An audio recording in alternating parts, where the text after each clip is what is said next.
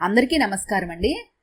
ఈరోజు మనం రాచపూటి రమేష్ గారు రచించిన చేదు నిజం అనే ఓ చక్కటి కథను విందాం. ఇక కథలోకి వెళ్దాం. పీక్ అవర్లోని ట్రాఫిక్ వంశీ మనసులోని సంఘర్షణలా గజిబిజిగా ఉంది. సన్నగా వర్షం పడుతూ ఉండటంతో వైపర్స్ ఆన్ చేశాడు వంశీ.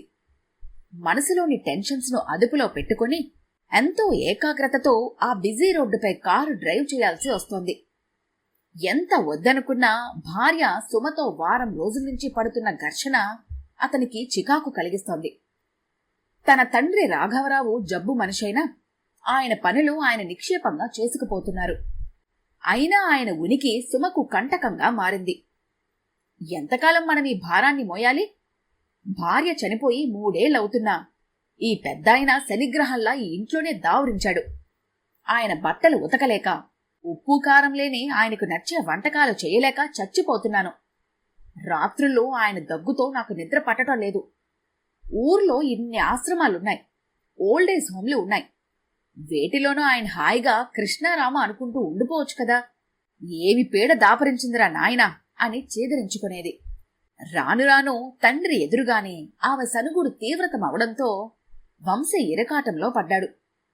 తాను ఏమీ నచ్చచెప్పబోయినా నోటి దురుసు మనిషైన భార్య ఎంతెత్తున లేచి నోరు పారేసుకుంటూ ఉండటంతో కుడితిలో పడ్డ ఎలుకలా ఉంది అతని పరిస్థితి. పేరుకు తన పెద్ద ఆఫీసరు, కాని స్తోమతకు మించిన చదువులు చెప్పి ఇంత వాణ్ణి చేసిన తండ్రికి తగిన న్యాయం చేయలేకపోతున్నానన్న వేదన అతన్ని బాధిస్తోంది. రోజూ ఆఫీస్లోనే తనకు రాత్రి 10 గంటల వరకు పని సరిపోతుంది. భార్య పుట్టినరోజు కాబట్టి ఈరోజు 6ంటికే ఫైళ్లన్నీ కట్టిపెట్టి ఇంటికి బయలుదేరాడు. రోజూ తాను ఇల్లు చేరుకునే వరకు తన భార్య పెట్టే సనుగుడును తండ్రి ఎలా భరిస్తున్నాడో అనిపించింది అతనికి. కారును ఫ్లవర్స్ బొకే షాపు ముందు ఆపాడు వంశీ. పార్కింగ్ లాట్లో కారును పార్క్ చేసి షాపు వైపు నడిచాడు. రంగురంగుల పూలతో రకరకాల షేపుల్లో బొకేలు, దండలు చాలా ఆకర్షణీయంగా ఉన్నాయి. షాపు మెట్లపై నిలబడి ఒక 8 ఏళ్ల పాప అద్దాల్లోంచి పూలవైపు దీక్షగా ఆశగా చూస్తోంది.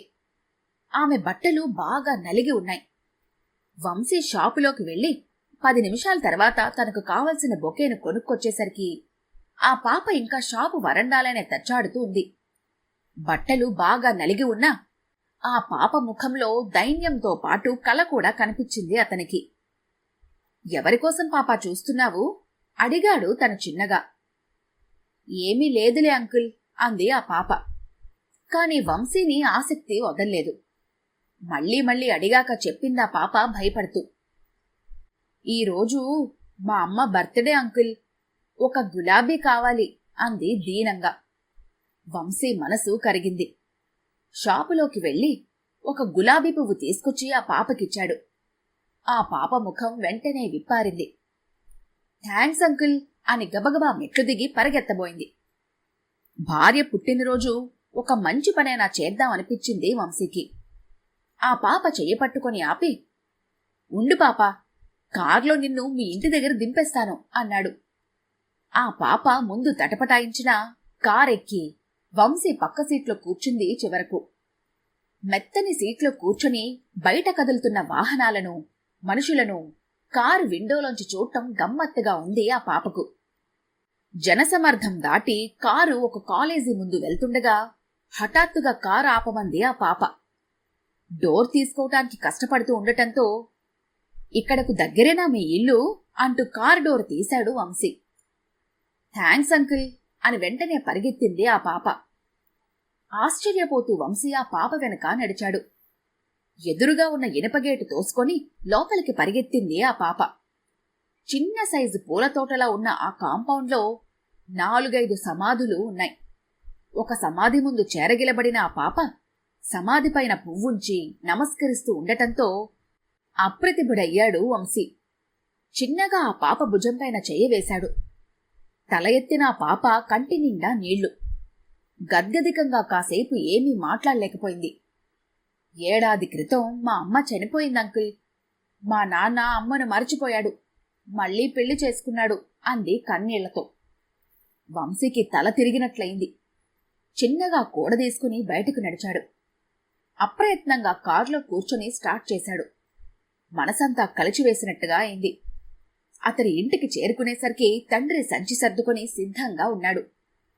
ఆశ్చర్యంగా చూశాడు వంశీ. నాకిక్కడ ఏమీ తోచటం లేదురా. నాకు తెలిసిన ఆశ్రమం ఒకటి ఉంది.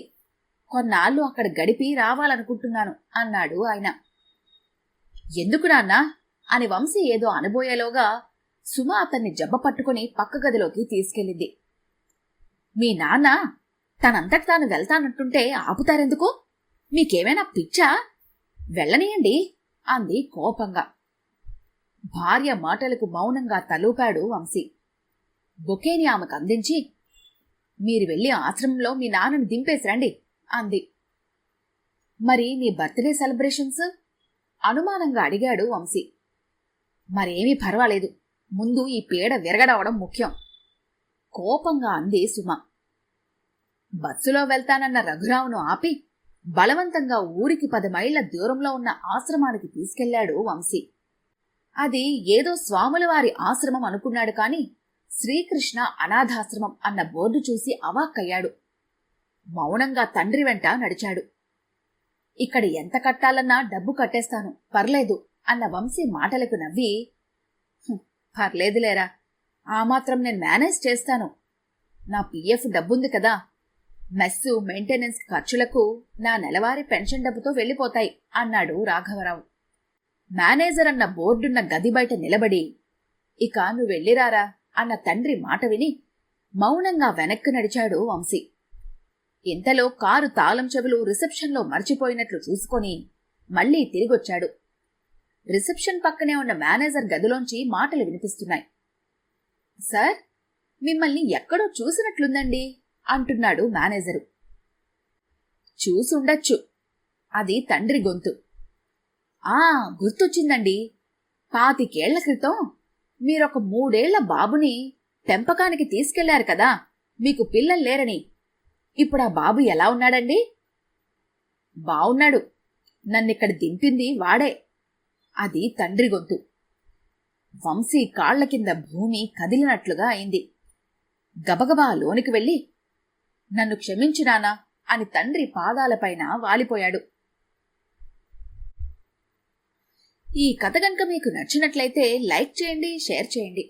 మరిన్ని ఇంట్రెస్టింగ్ కథల కోసం మా ఛానల్ని తప్పకుండా సబ్స్క్రైబ్ చేసుకోండి.